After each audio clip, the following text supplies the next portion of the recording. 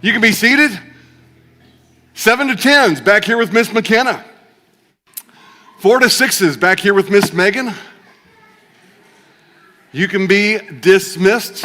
11s and 12s, you get the privilege of staying in here with us this morning, all summer long. I'm excited to have you. Most of us genuinely want to be the kind of person who shows up for people, right? We want to be the kind of person that shows up. We mean it when we say that. And then something hard actually happens to someone we love.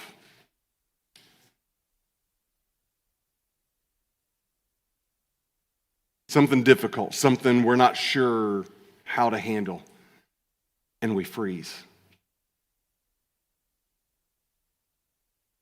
Not because we stopped caring, but because caring and knowing what to do with caring are two entirely different things. Let me say that again. It's the first thing in your notes, by the way. If you scan the QR code, scroll down just past our mission statement, you'll find sermon and sermon notes there. I have a lot of notes there for you this morning, and you can add your own. Caring and knowing what to do with caring are two entirely different things. Does that make sense? And for many of us, nobody told us what to do with the gap between the two. Caring and knowing what to do with caring. The fear is real, and it has a shape. What if I say the wrong thing?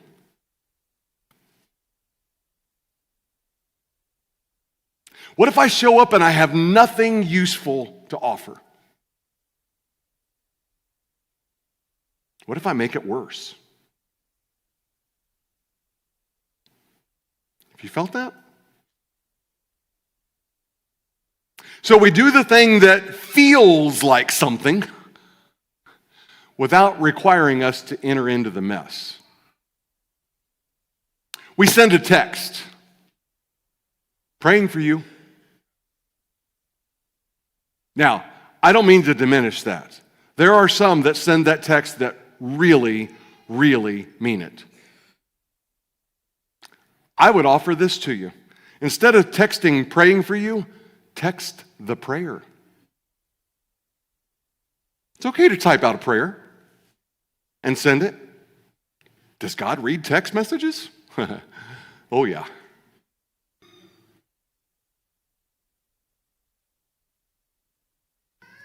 Sometimes we just say it, like we often say, how you doing? Do you really want to know? How are you? Are you ready to hear it? Praying for you. It's just something to say sometimes. We offer the open door. Hey, let me know if you need anything. Anybody in the room guilty of that? Let me know if you need anything. We make the gesture that allows us to feel like we tried without getting close enough to feel what they're actually feeling.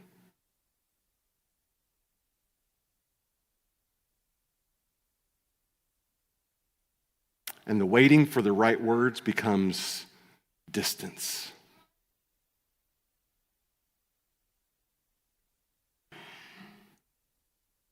And the distance to the person in the middle of the flood, in the middle of the wreckage, in the middle of the mess, the pain, in the dark, overwhelmed, the distance, because we don't have the right words, feels like abandonment. Been there, done that?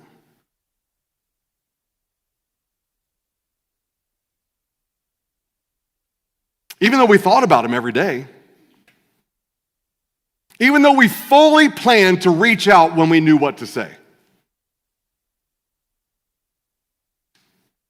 We never knew what to say. And they never heard from us.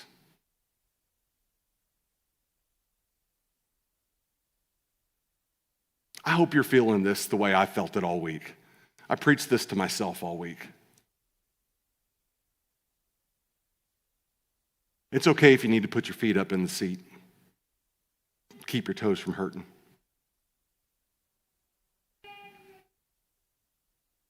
The other side of this is equally honest. Some of us are in the flood. We're in the circumstances. We're in the darkness. We're in the wreckage. We're in the mess. We're in the pain. We've been reaching out. Maybe not perfectly. Maybe not in ways that are easy to receive. But we've been reaching. And what has come back is largely silence. We've told ourselves a story about that silence. Real community is only for people who are already okay. Do you understand that? We tell ourselves the lie that real community is only for people who are okay, who have their act together, who check all the boxes. That when things get genuinely hard, you're on your own.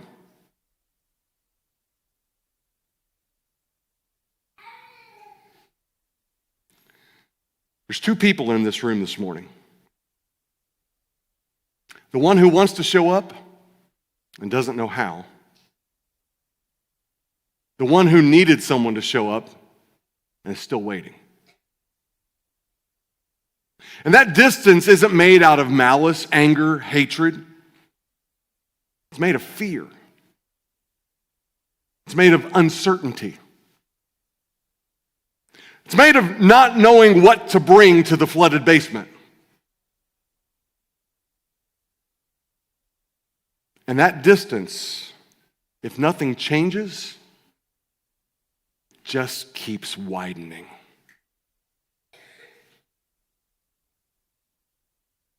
We've built something real here at Crossroads. New people walk through our doors and feel something they've never felt in a church before. And I'll tell you where I'm hearing it. If you go to the homepage of Church Center and you click New Partners, scroll down, past the sermon, past the mission statement, past VBS, you go New Partners. There's going to be faces of people that have joined this church, and when they sat down with an elder to talk about why they wanted to partner here at Crossroads, they've said, I have never experienced church like this before. I've never experienced community like this before. I've been to multiple churches. We have had a family that just moved to Texas. Deep into Texas. And you know their greatest hurt is they found something here at Crossroads they've been looking for years and are afraid they're not going to find it down there.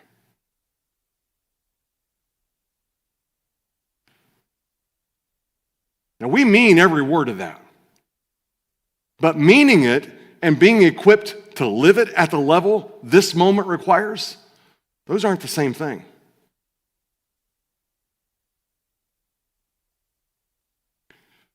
There's another group of people here this morning. They've been here for a long time. They've seen people come and go. There are people in this room they used to be closer to. They feel abandoned. They feel alone. They feel like the relationships they once had have grown distant.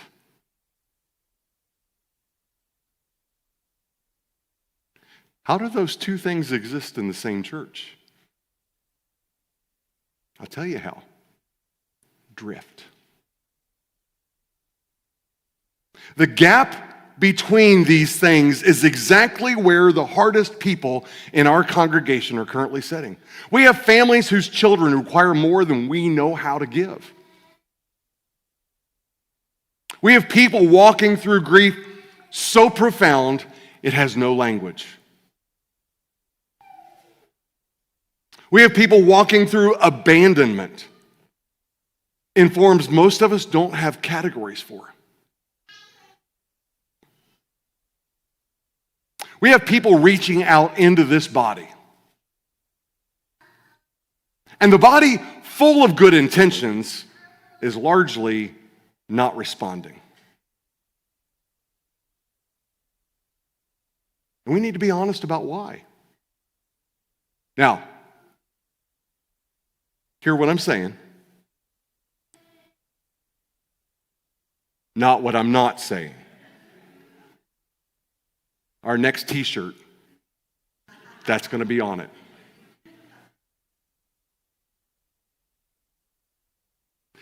I'm not saying this is exclusive to this church.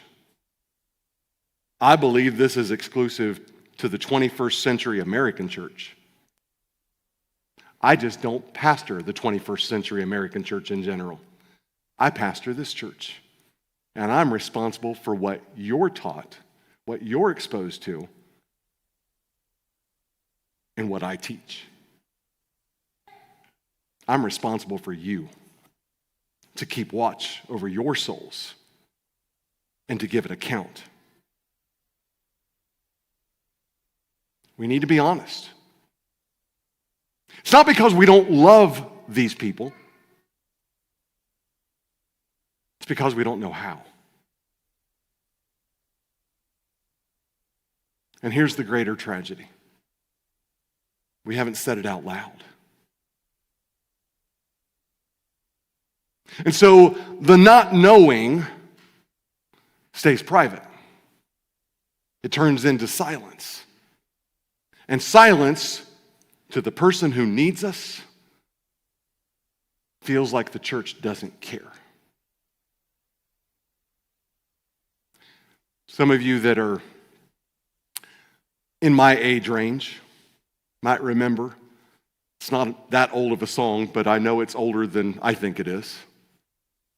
Casting Crowns did the song, If We Are the Body. I haven't heard it in a long time. It says, but if we are the body, why aren't his arms reaching? Why aren't his hands healing? Why aren't his words teaching? And if we are the body, why aren't his feet going? Why is his love not showing them there's a way? Jesus is the way. The bridge goes on to say, Jesus paid much too high a price for us to pick and choose who should come. We are the body of Christ.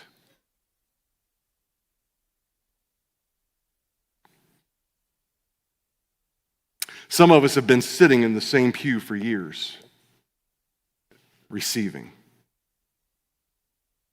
the community, receiving the care, receiving the shepherding, receiving the prayer. And we've not moved from patient to healer.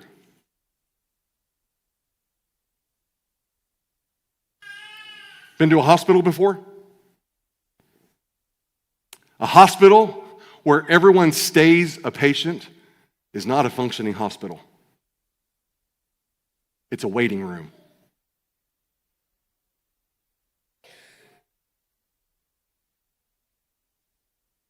We often say the church is a hospital, but if everybody's a patient, nobody's being healed. The elders can't be the only ones on their feet. Here's a shocker. I'm going to be honest with you. Sometimes the elders or their wives need a gurney for healing.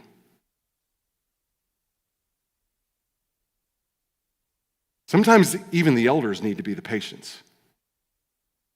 Sometimes their wives need to be the patients.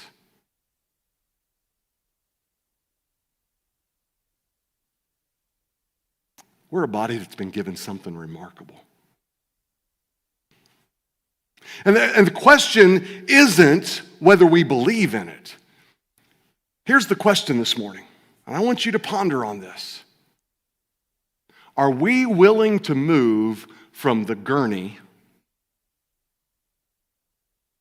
and become the thing someone else, the thing for someone else that was so freely given to us? Remember the person that explained the gospel to you, that shared the gospel with you, that took a chance on you, that sat down next to you and put their arm around you and said, "What's going on?"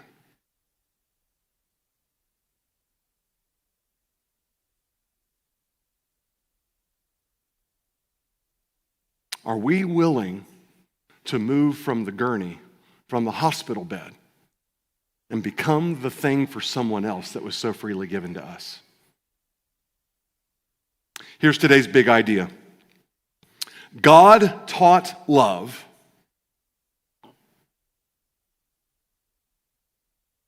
God taught love doesn't wait until it knows what to do.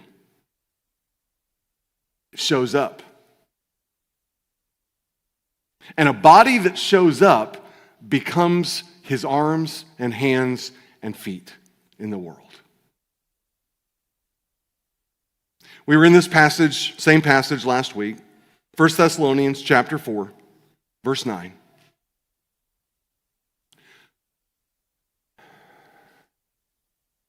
We don't get to decide when it's finished. We established last week that theodidactos,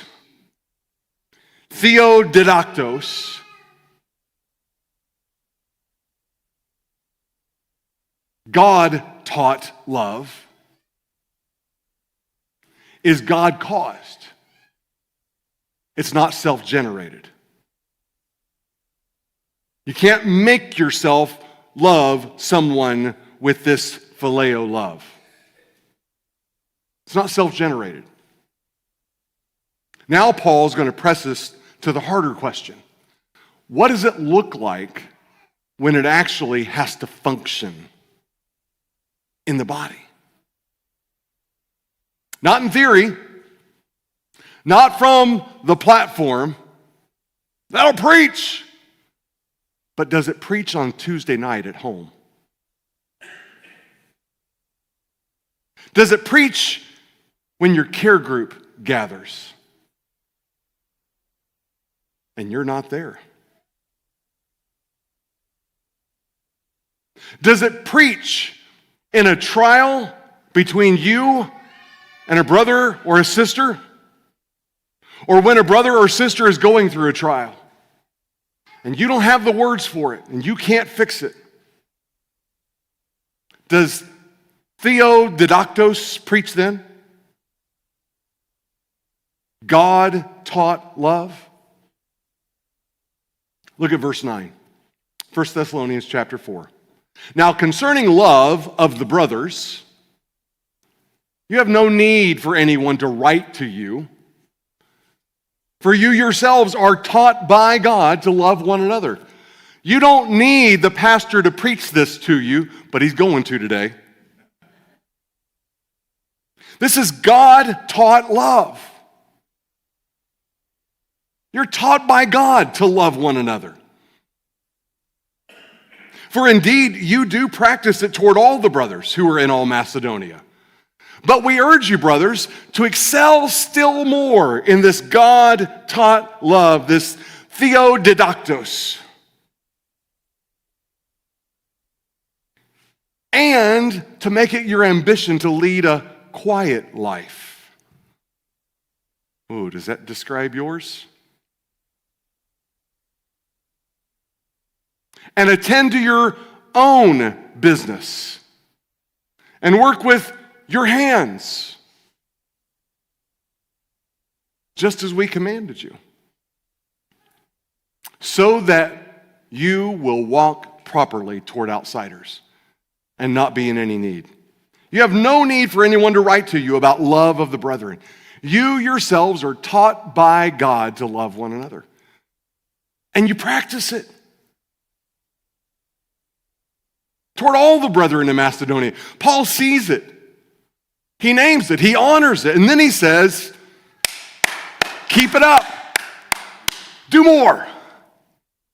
Love more. Excel still more. It doesn't suggest you've been doing it wrong. It suggests that love in community is never finished. Never finished. There's always a further. There's always a messier. There's always a situation that will require more of you than the last time did. Now, look at the 4 exhortations we looked at last week in regard to the home and rearing our children, and let's apply them to the community. Excel still more in love. Phileo, brotherly love. Love of the brothers and the sisters.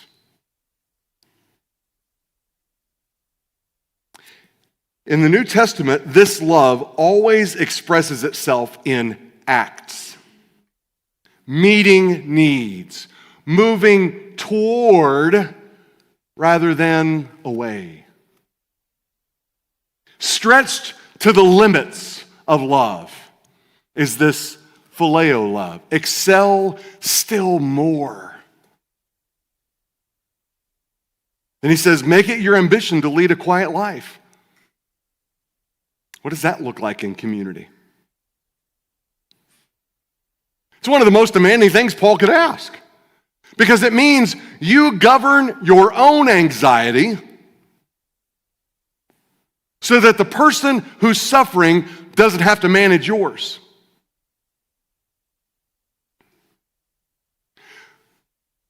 Think about it. A basement that's flooded. You bring calm into a flooded room. You don't add to the water. That would be stupid, wouldn't it? Yeah, I said it's stupid. You don't go help a friend with a flooded basement by bringing your own pails of water and adding to it.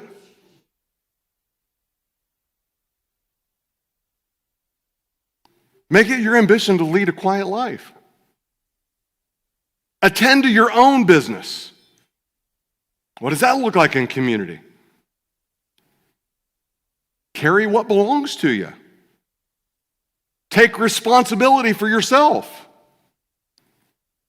so you're not a burden that others have to carry. Don't make it someone else's responsibility to teach you, to make you thirsty, to make you hungry, to guilt you into serving or loving. Carry what belongs to you. How do I know what belongs to me? It's right here. Carry what belongs to you so you're not a burden to others. You're not a burden that others have to carry. Don't manufacture drama that pulls the body's resources away from those who are genuinely suffering.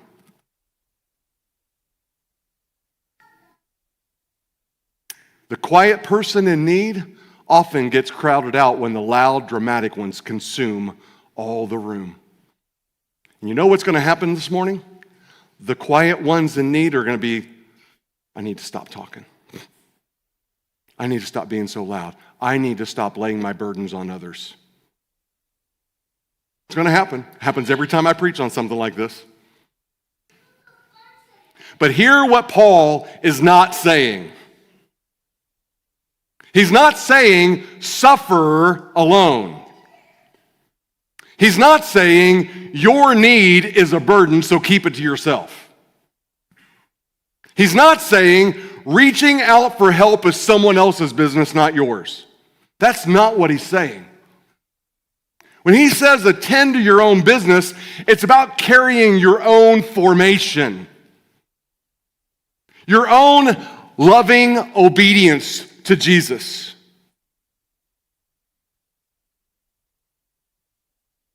He's not talking about your own suffering. Does that make sense? In other words, stop embracing your sin that you know is sin so that others have to step in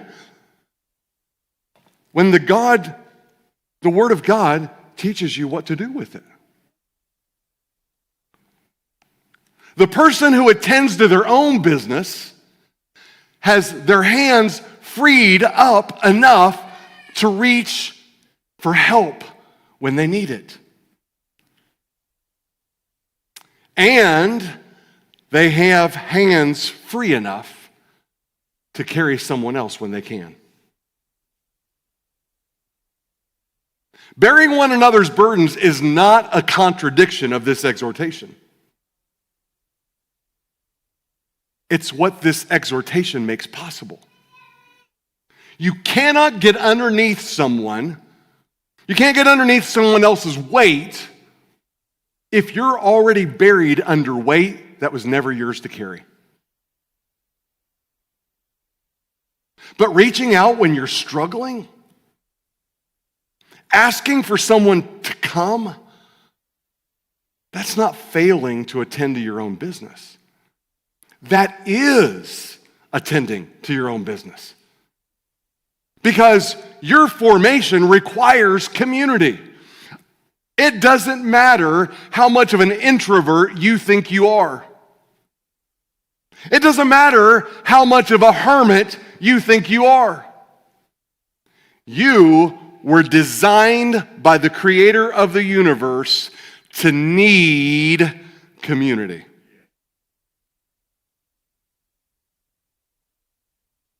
And isolating in the name of being a burden, that's not wisdom. That's just loneliness wearing a theological costume. And then he says, work with your hands. Contribute.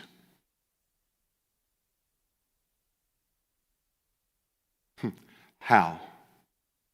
Have you seen my schedule? I don't have time.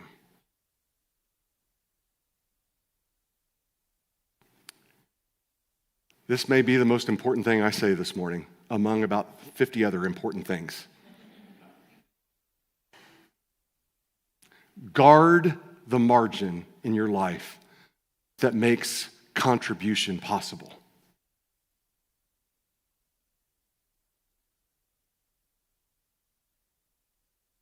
I've talked about it over these weeks, and it just keeps smacking me in the face. Oh, I'm just so busy. Our lives are just so full. We just have so much to do.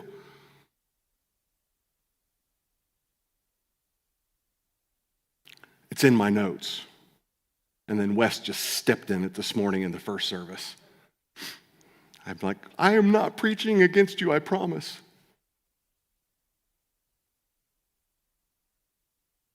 Stop packing every free minute in your life with ball games and dance and birthday parties. Learn how to say no. A person with no margin has no capacity. And a community of people with no margin has no ability to show up for the moments that can't be scheduled. I don't know if you realize this or not. It's appointed unto men once to die, but God doesn't share that with us. People don't die on schedule.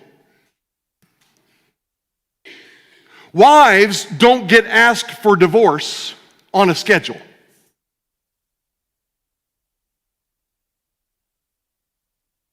People's basements don't flood on a schedule. And a community of people that have no margin, they have no ability to show up for the moments that can't be scheduled. Look at Galatians 6:2. Bear one another's burdens and so fulfill the law of Christ. That word bear means to carry something heavy, something that requires effort, something you would not choose to pick up if you weren't compelled by love. Now, Paul has an answer for the excuse that will get made here. 1 Corinthians 12:21, the eye cannot say to the hand, I have no need of you. Or again, the head to the feet, I have no need of you. If we're the body,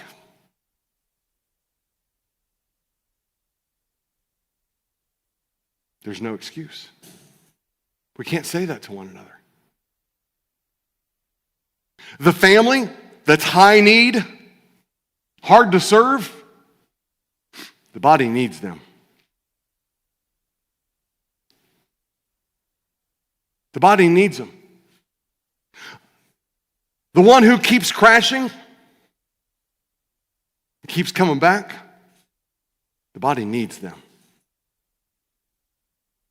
The one who's reaching out in broken, incomplete ways, the body needs them. None of them can be told, we have no need of you here. Because every part that's missing is a gap the rest of the body feels. And here's what the body can't do.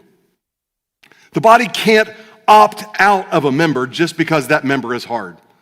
Listen, I can name names this morning. I can look up and down the rows and I can tell you the people that are hard to love in this room.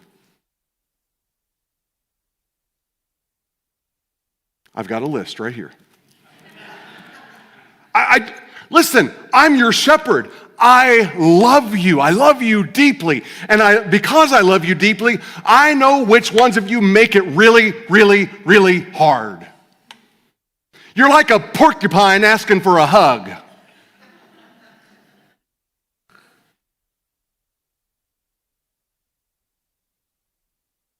We can't opt out of the members just because they're hard.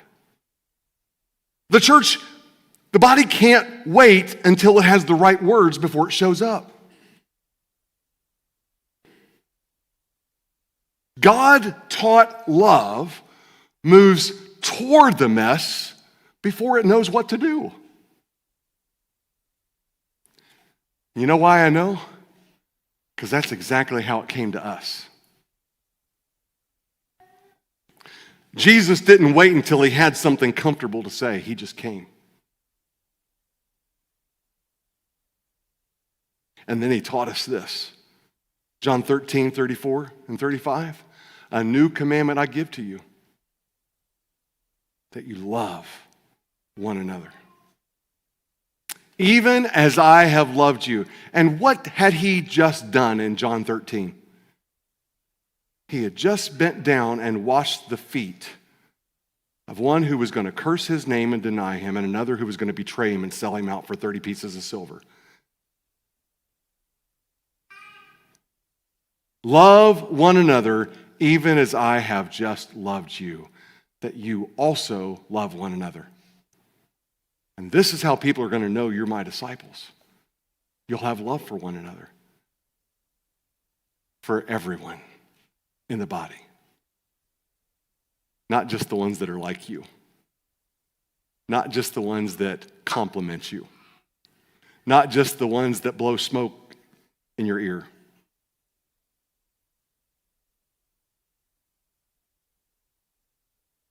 This is how people will know you're my disciples. Not by your theology. Not because you're Calvinist, not because you're Reformed, not because you're Pharisaical,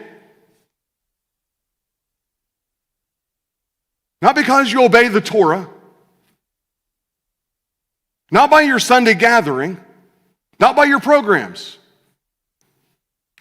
by this, by the love you have for one another. Listen, the world knows what affinity looks like. It knows what people do when they love the people who are easy to love. Everybody does that. But a body that shows up for the family with kids you don't understand, with kids you don't know how to manage, but you show up for them, kids you don't know how to relate to, whether they're on the spectrum, whether they have sensory issues,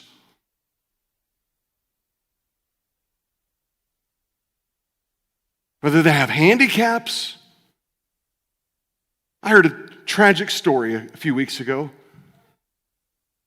about someone who had strong concerns. They were heartbroken over a great need, and part of what made them feel so heartbroken was the fact that in another situation, in another church, they felt abandoned by people who didn't understand.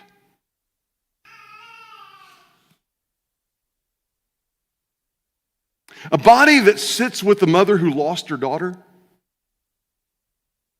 that stays present to the person who keeps crashing, that says, I don't know what to say, but I'm not leaving. That's not something the world can understand. I have a friend I have to say that too often. You're stuck with me. I'm not leaving. Real community is real people meeting real needs for the right reasons in the right ways. It's not performing care. It's not managing appearances. Listen, I'm not saying anybody's done this, but if you sign up to take a meal to someone through a food train, a meal train, and you do it just so your name shows up on the list, don't bother. Don't bother. Real people meet real needs for the right reasons in the right ways.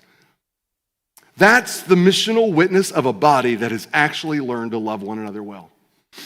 And it begins always with someone choosing to show up before they know what to say.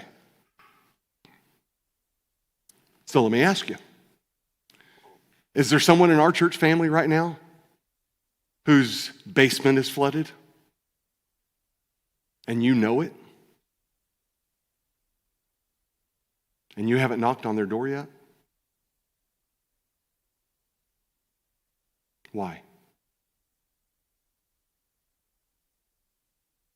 Here's what happens when your neighbor's basement floods. You don't stand on the sidewalk. The world knows this. You don't stand on the sidewalk and say, I'd love to help, but I'm not a plumber. You don't wait until you've researched water damage restoration before you knock on the door. What do? You walk over, you knock on their door, you grab a bucket, and you sit on the floor with them. You stay.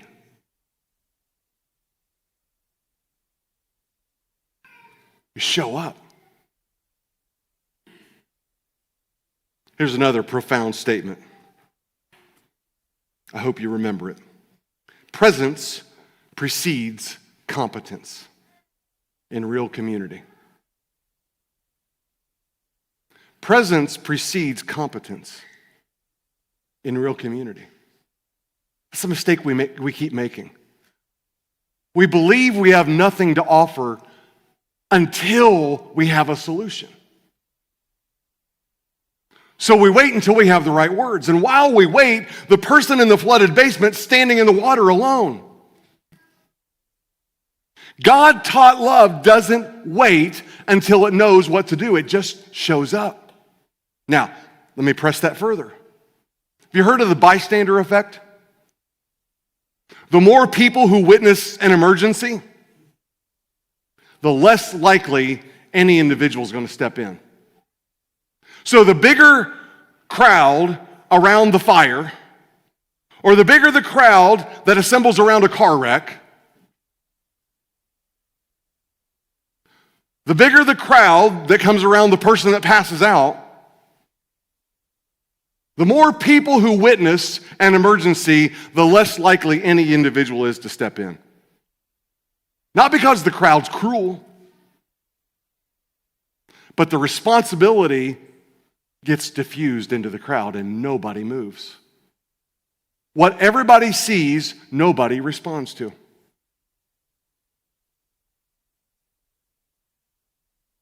In a church of 350, 400 people, that's not a theoretical problem. That's real life. This is why someone in our church reaches out to 15 different people for community and nobody responds. They get silence. Not because 15 people don't care, but because every one of those 15 people assumed someone else was going to respond.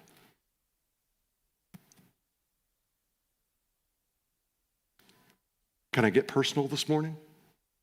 Stop assuming somebody else went. Stop assuming somebody else showed up. You go.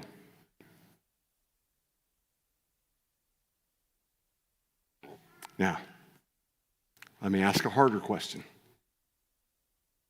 What's your margin situation? Not your margarine situation. I don't care how much butter you got in your fridge. What is your margin? M-A-R-G-I-N. How much white space do you have in your life?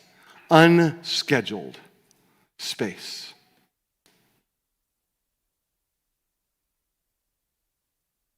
A surgeon doesn't fill every available moment with scheduled surgeries. You know why? They plan for emergencies to happen. They leave margin. Because they know emergencies don't schedule themselves. Let me tell you what happens. Winter months, you have a few Thursday nights open for a few weeks. And instead of holding that space, instead of ministering to your family or ministering to someone else who has a flooded basement, instead of holding it, instead of staying available, you filled it. You signed up for a volleyball league that's going to tie you up for the next 12 weeks.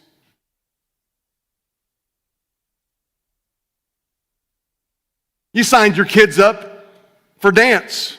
It's going to take 15 years for them to perfect an art they're not going to know what to do with when they're done. We had some extra time for a couple of weeks. Something that felt small at the time and is now permanent.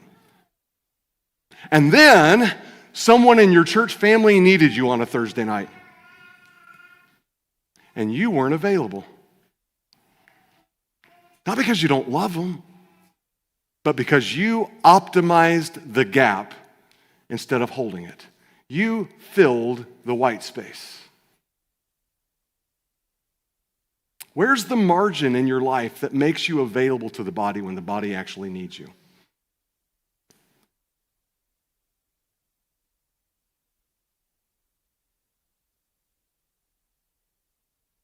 If the answer is nowhere, that's not a scheduling problem. That's a formation problem. There's something wrong with your heart.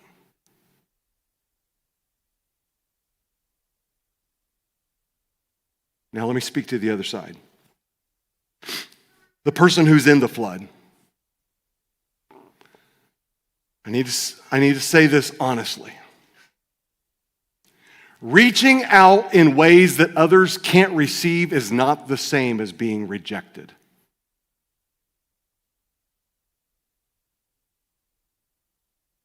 You hear what I'm saying? Reaching out in ways others can't receive, like hinting. Well, I don't want to just come out and say it.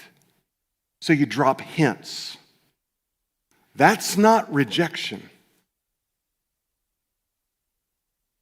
Sometimes love in community requires enough clarity to be able to respond to it. If you're reaching sideways, if you're dropping hints, if you're hoping someone reads between the lines, the body may genuinely not know what you need. Not because they don't love you, but because love needs something to hold on to. Sometimes it requires saying the thing out loud. Sometimes it requires saying, I'm not okay.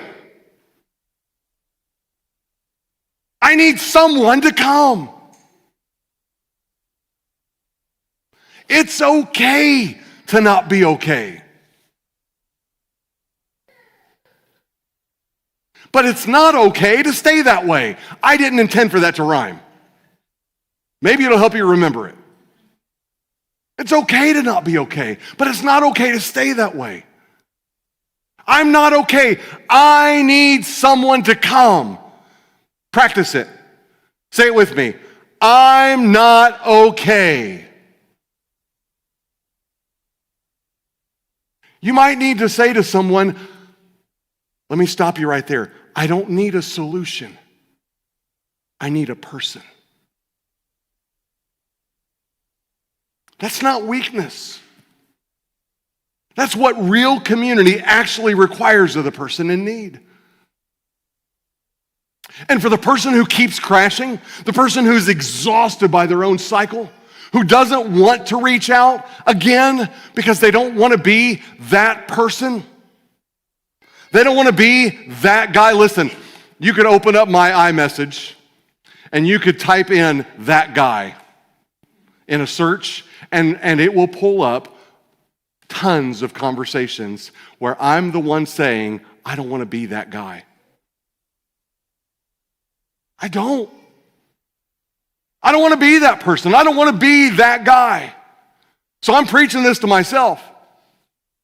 The person who keeps crashing, who's exhausted by their own cycle, who doesn't want to reach out again because they don't want to be that person, hear this. The body cannot help you proactively if it doesn't know when you're in danger. You need one person who has permission to check on you before the fall, not after. One person that you can call and say, I need a distraction right now. I'm not okay yet, but I could be if someone shows up. Have you given anyone that permission?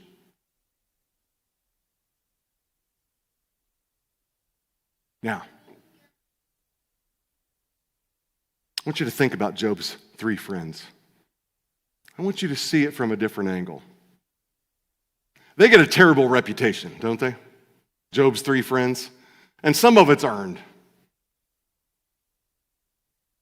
But before they opened their mouths and made everything worse, they did something right. They heard about Job's suffering, and they came. They showed up. I don't know if you've read this before. I wish I had time to take you there. They sat with Job on the ground for 7 days and said nothing. They just showed up. They saw that his grief was great. 7 days no solutions, no casseroles,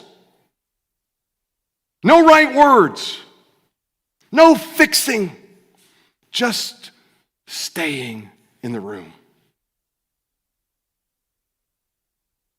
The failure came when they opened their mouths. Let that be a lesson. The ministry was in the staying. That's what the text is asking us to do. Not to have the answers, not to fix the unfixable, not to say the right thing, just sit in the room.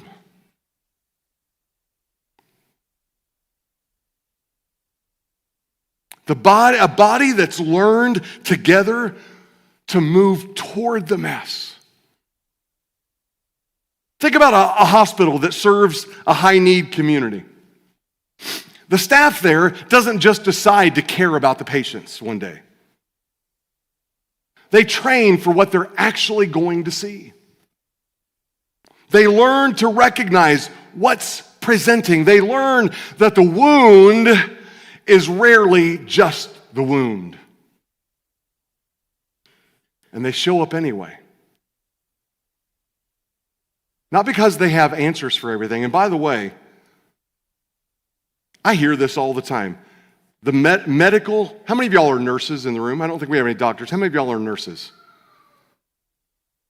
I hear it all the time. Nursing staff and doctors criticized for not having the answers. What'd they go to medical school for?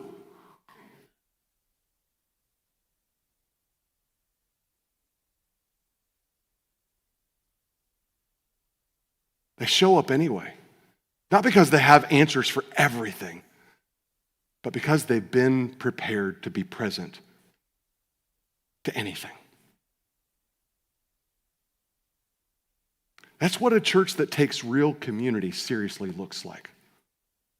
Not a body that just decides to love the hard cases, but a body that prepares to. We have families with kids that have needs that we can't meet.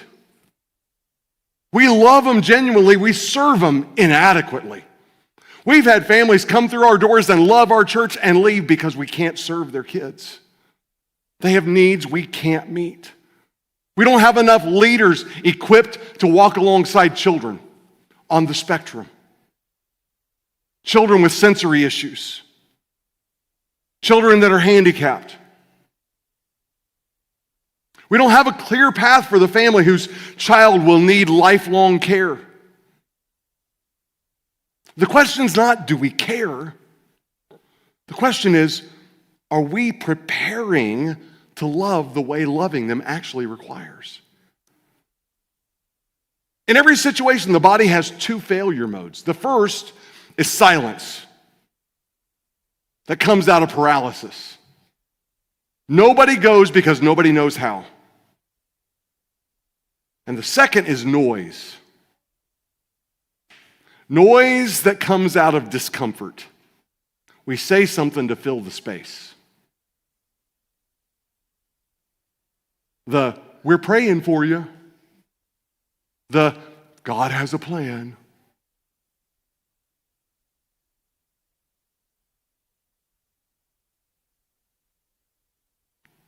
There's someone in the room this morning, I know exactly what they'd say to that. Shut up. I don't want to hear it. Not because we're callous. We're uncomfortable with what we can't fix.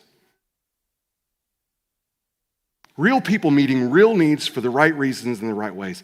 That requires that we become a body that can sit in the discomfort long enough to find out what the real need actually is. Stop making casseroles that are added to the 20 others already in the fridge. Get close enough to ask, what's the real ministry here? Now, when a team carries something heavy together, the load becomes manageable only when everyone finds their grip. One person dropping out doesn't just lighten their load, it shifts the full weight on whoever's still holding. Whether it's a piano or the Burger Barn fridge. That's what happens to the body when margin disappears. The same deacons carry the weight every time. The same care group leaders absorb the crisis calls because that's just what they do. A body that runs without margin doesn't just get tired, it starts dropping people. It was never meant to drop because we're all just too busy. Because we don't know how to hold margin. One of the most significant things we can do for one another is to protect the white space that makes us available when we're needed. Not just as an individual discipline, but as a shared culture. I get complaints every week about, it doesn't seem like we have a lot going on at church. Where's all the events? One, where are you? You're not looking at Church Center. And two, schedule your own. Why do I have to pay a staff member to schedule events for you to attend? Have people over to your house. Be the body. Stop being a taker. And hold on to margin. You don't have to be busy all the time. Your children don't have to be entertained every minute of the day. Boredom breeds creativity. And some of you are scared to death your kids are going to get bored. I love being bored. The moment that can't be scheduled is often the most important moment we will ever have with someone.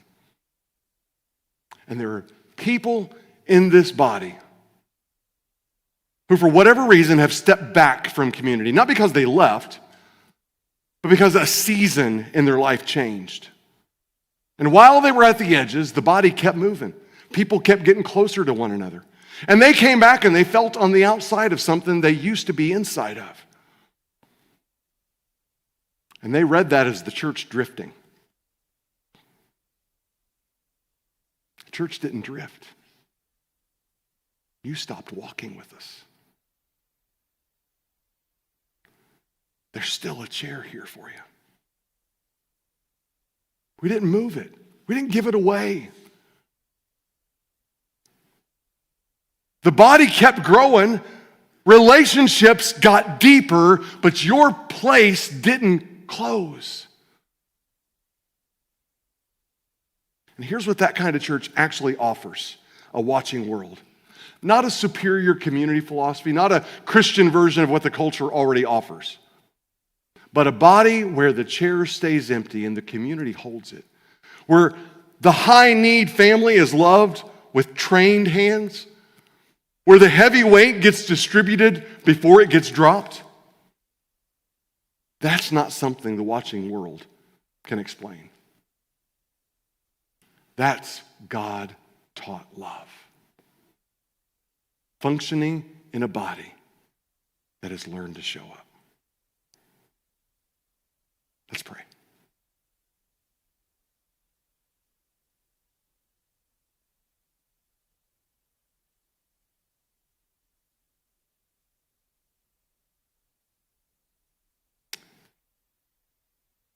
Jesus showed up. And we come to the table this morning because he showed up. He showed up in a big way. The body that was broken is the body that was raised. The gap was closed. The chasm was crossed.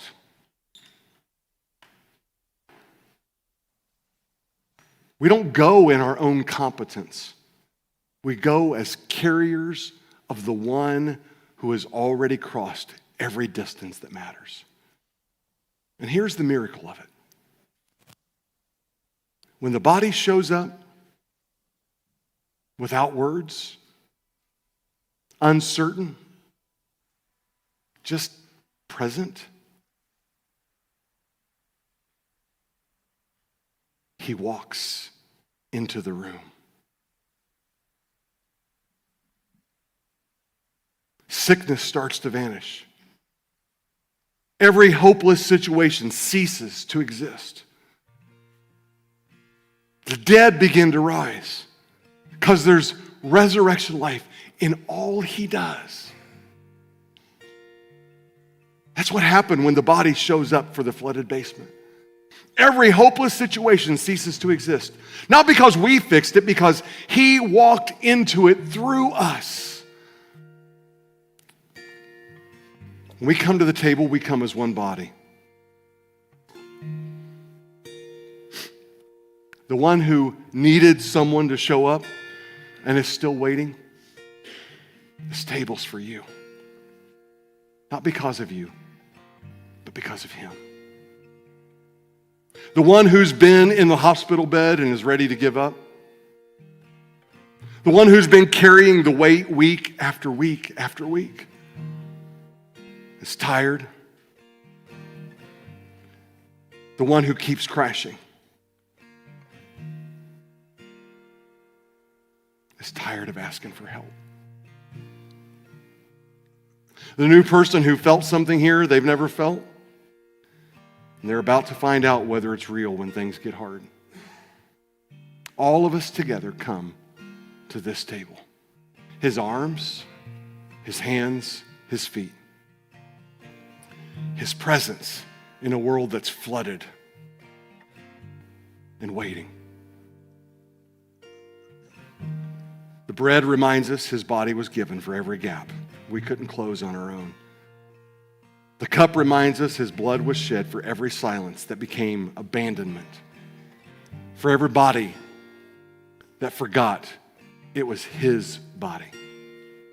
His wounds have paid our ransom. We've not mastered the art of showing up, but we come as people clothed in the righteousness of the one who showed up perfectly, who crossed every distance, who stayed in every room, who never once said, I don't know what to bring, so I won't come. God-taught love doesn't wait until it knows what to do. It just shows up. And a body that shows up becomes his arms and hands and feet in the world. And so this morning, we as followers of Jesus, we, his body, we show up. We come.